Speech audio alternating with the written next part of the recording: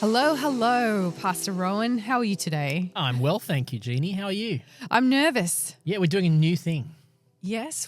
What's our new thing? Well, we are going to sit down and record 5 chapters in a row, but rather than releasing them as a single weekly episode, we're going to try releasing a separate chapter of conversation each day of the week, and hopefully an introduction on the Sunday.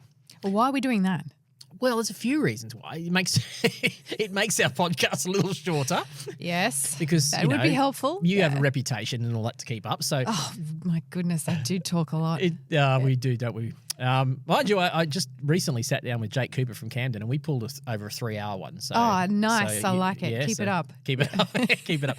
So hopefully these episodes will be closer to half hour each, that sort of thing, each week. But the other advantage that we want to try is that it enables us to be able to label the specific conversation we're having a little bit more. So next week we'll be getting into the book of 2 Samuel, and as we record this book of James, I've already recorded 2 Samuel 11 to 15 with Annalise from Picton, and we had a really good conversation there, and we were able to do it by actually going through and labeling each chapter's conversation. This is the story of David and Bathsheba. This is the story of David and Nathan. That sounds interesting. Which can kind of help people to find it online as well if they know that it's easy to be able to go, I want to find out more about David and Bathsheba. Bang, there it is. So we're kind of hopeful that might actually make it easier for you to find the resources and use it retrospectively.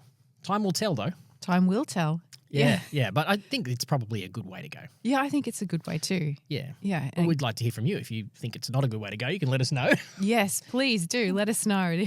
This is for you. We're not doing this for us. That's although right. It is good Bible study for me. Although I haven't read today's chapters like I normally would. Jeanie would normally have spent 30 hours preparing for a podcast in her own time. Yes. Today you haven't done that, Jeanie. No, I haven't. No. So we're flying. I didn't have this in my diary, but I'm happy to be here. We're flying by the seat of our pants, aren't we? Yes. But we'll be fine. Yeah. Although I did read chapter 1. Okay, good. So I have some notes on that, but we're reading the book of James. We are, just for 1 week, 5-chapter book. Yes, and I actually think this book deserves almost a podcast per sentence. Oh, yeah, it's huge. The word I use for James is it's very dense. Dense. That's a very dense word. Very dense word. Yeah. Every phrase is rich with meaning. It might be 5 chapters long, but you could easily spend, you could put 50 chapters into the amount of content that is in here. It's sort of like a manual, isn't it? Like a how to be a Christian. That's exactly the words I would use. Amazing. Exactly how I would use it. I describe the book of James as how to live like a Christian. Although this is a controversial book as well, because there is a certain person who did not want this book in the Bible. I'm assuming you mean Martin Luther. I do. Yeah. Yes. Why would he not want this book in the Bible? Because this book seemed to Martin Luther to contradict what he was trying to get across as the primary message of salvation by grace through faith when he was coming up against the Catholic teaching 500 years ago. Because James will say things like, faith without works is dead, that we are saved by our actions, not just by our faith alone. And so in Luther's context, that led to potentially undoing his message. And so I don't remember, you might have researched it, I don't remember whether he actually was trying to convince himself that James never wrote it and it was fake, or whether he just didn't want it in there because he felt it contradicted his message. I think I read something like that, but he found it really hard to believe that this book had any right at all in the Bible. It seemed to contradict even what Paul was saying. That was the argument, wasn't it? Yeah, and that has been the argument for a long time, that James and Paul couldn't agree with each other. Yes, exactly. That they seem like they're contradictory arguments. Well, hopefully if we get into it today, we'll find that I've come to a point where I don't think they're contradictory at all. I think they're just complementary sides of the same argument. James was writing specifically to Christian Jews, right? Messianic Jews. Yep. Where Paul was writing for who? Oh, he's writing for a mixture of Jews and Gentiles, yeah. Okay. So these people, hang on, who is James first? Oh, good point. Yeah, so most scholars think that this is James, the half-brother of Jesus, who was James the Just. He was called James the Just was one of the terms that was given for him, that he was, the half-brother of Jesus. This is the James in Acts chapter 15, who is probably leading the church in Jerusalem by that time, which is amazing considering that, Jesus' brothers didn't even believe in him when he was alive, but sometime soon after, James has become a believer and is now leading the church. He's like the senior pastor of the church in Jerusalem. And this book's written, I think the scholars is kind of, don't know exactly, but it's probably written somewhere within 10 or 15 years after Christ's resurrection. So it's potentially one of the earliest books that we have. Yeah, I read that. There is argument that it is the earliest. Is that? Yeah, it wouldn't surprise me. Even earlier than Galatians, I would think, yeah. Yeah. And who else? I know that there's rumours that other people wrote it. Who would they be? It falls down to whether or not this is the same James or a different James, I think. Because there's how many? 4 Jameses mentioned or something in, in the scriptures. Well, let's see. We've got James, the brother of Jesus, that they think this is this one. We've got James, the brother of John, who, one of the apostles. Yep. Who is martyred in the book of Acts. So it could have been him. What other Jameses have we got? Have you got them written down? I do. Come on, tell me James, more. the son of Alphaeus. Oh, yep. Yeah. Jesus had 2 disciples named James. Yes, he did. That's right, 2 disciples named And we know very little about this one. Yep. He's just mentioned in Matthew 10:3, Mark 3, really only once in each gospel. Yeah, isn't that interesting that it's only once? And also James, the father of a disciple. James, the father of a disciple. Yeah. Doesn't say which disciple. No, okay. no. It actually just says Judas, the son of James, to differentiate from Judas Iscariot. Yes, Judas, the son of James. Okay, gotcha. Yeah, that's true. Judas, the son of James, different to Judas Iscariot. And this is one of the challenges with the disciples, is that they all carry different names at different contexts, and you got Levi and Matthew, and that happens quite a bit throughout. So the gospel writers don't always agree on who's who, and scholars are left to try and figure it out.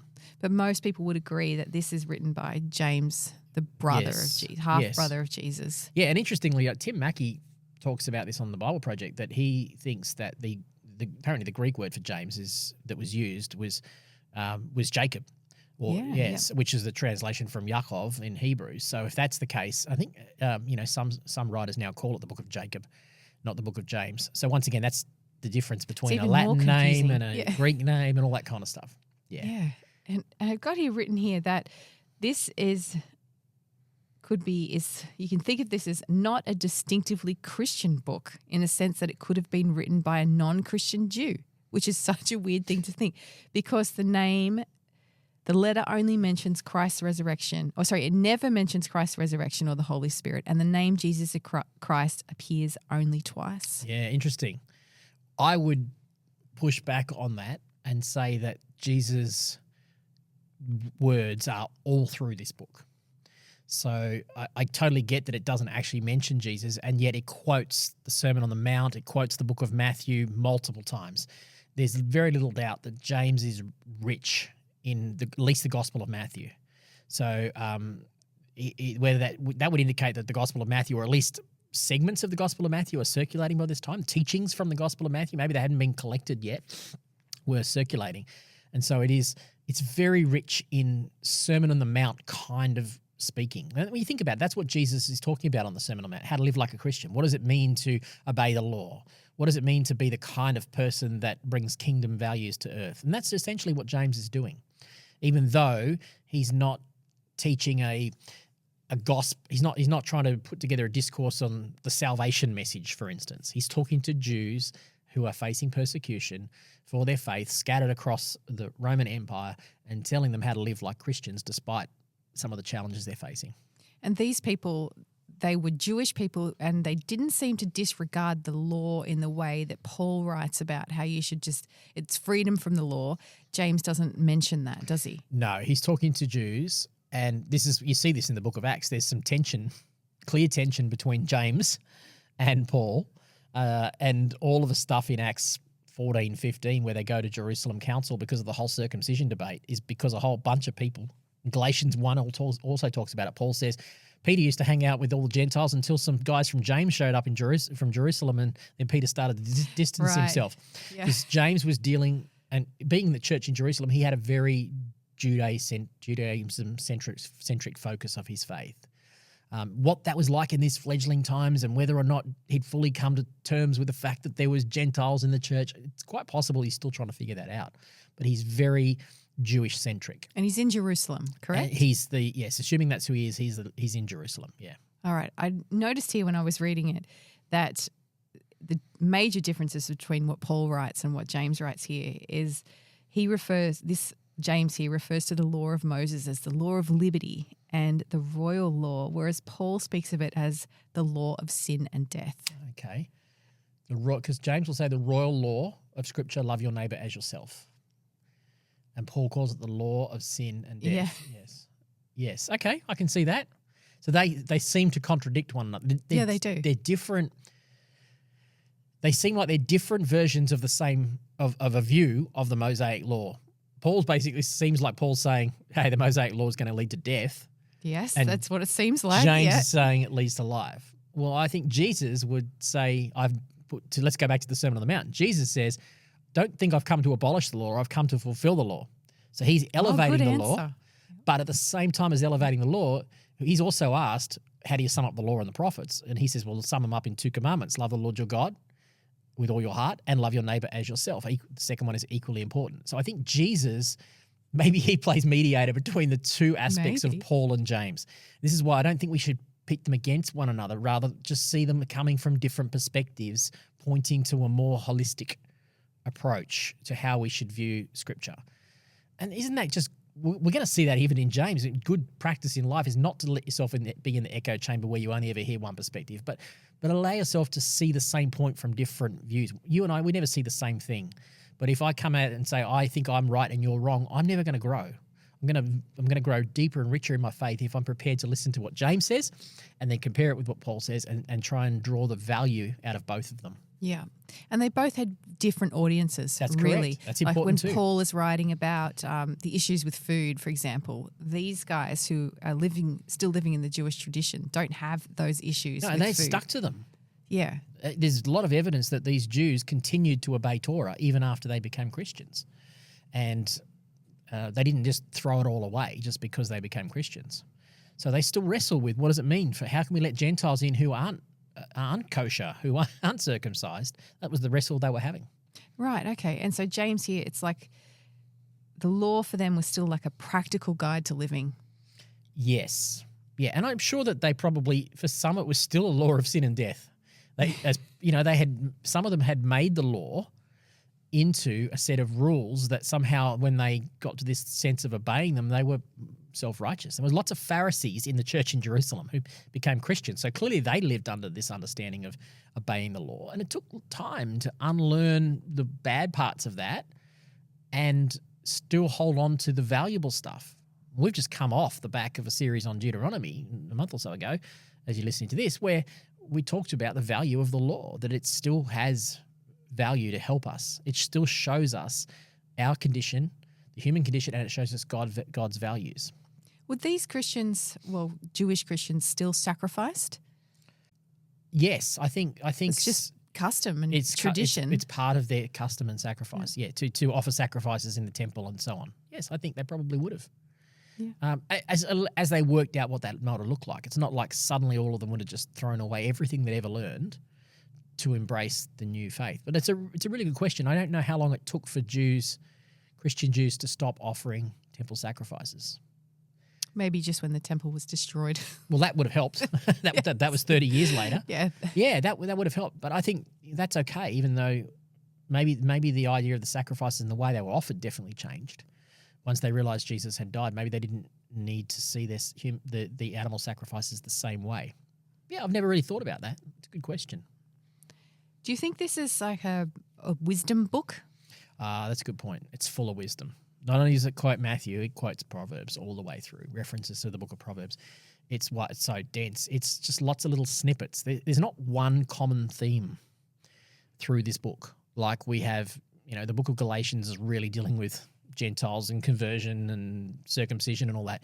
It's like James has condensed a whole lot of practical Christian aspects of life, such as, faith, prayer for the healing for the sick, how to deal with rich and, what to do with rich and poor people, how to show favoritism. We're going to see all of those things as we go through this week's episodes. And he's just condensed them all down together into one thing. And we're going to see right in the beginning of chapter 1, it's about wisdom. It's about wisdom for life. And he'll refer back to the Proverbs. And he'll even use some of that kind of proverb kind of language, little snippets of wisdom in those earlier chapters especially. So should I think of it, or can I think of it like short ethical little statements Yeah, about how to live. I think so. How to live and behave like a Christian. And when I'm in persecution, how to live like a Christian under persecution. Yep, that's a big. So it's not exclusively for persecution. Like you might not be in a place of persecution, and you can still benefit from it. But that was the context he was written to people who were in persecution for their faith, and perhaps were being tempted towards compromise. In many cases, it would have been easier for these Jews to go back to Judaism.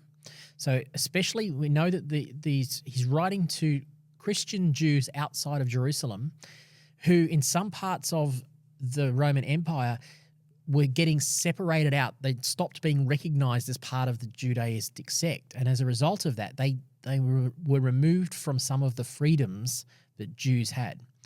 So the Roman Empire, because of the Jews being so particular about their practices, the Roman Empire had issued a decree that allowed Jews to practice their faith separate from having to practice the worship of the pagan gods. There were a few little caveats on that, but by and large, the Jews across the empire were left to themselves. And while the Christians were recognized as Jews, they also were granted that same freedom to practice their faith. But the Jews did not like that. So oftentimes we would see this in the book of Acts. They would kick up a stink. And when they did, so in some places, the Jews were made it really clear to the Roman authorities, these Christians aren't us. And what that led to was that they then came out from those protections. And that would lead to societal persecution. It would lead to legal persecution. It would lead to economic persecution. We wouldn't do business with you crazy Christians, etc. And so that led to a lot of this kind of persecution that they were facing. And so James writes this letter as an encouragement for people to persevere in their faith. Yeah, that's right. Is that correct? Yep. And how do you continue to conduct yourself ethically and morally? And this is why this book's good for us as Protestant evangelical Christians, because sometimes we water Christianity down to you've given your life to Jesus, and now that doesn't really matter what you do with the rest of it. And you said James doesn't mention a whole lot about that.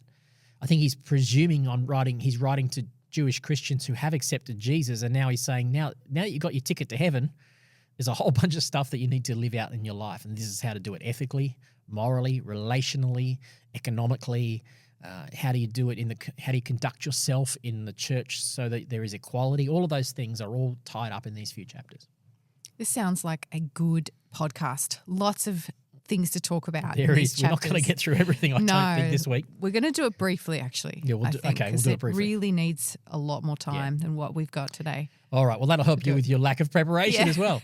That's why I was saying it. Was I winking as I said that? Oh, yes. Okay. All right. Well, that'll do for our introduction, hey? Yes. All right. We'll talk to you tomorrow.